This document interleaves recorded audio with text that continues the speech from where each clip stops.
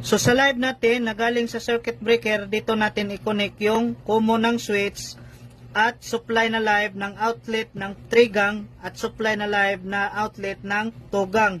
So itong apat na to guys, splice natin. Next, dito naman tayo sa return ng switch. Return ng switch, dito natin i-connect yung supply na live ng valve 1 at supply na live ng valve 2. So itong tatlo guys, splice natin.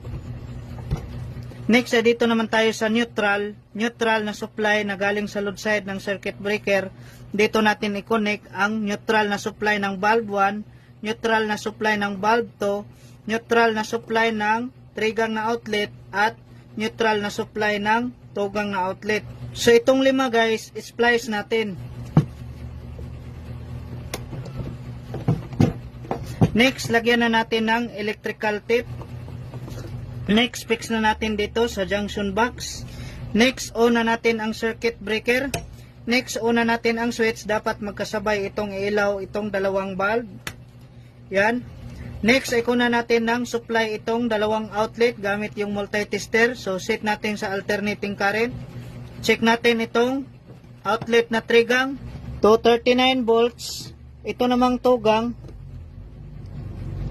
239 volts.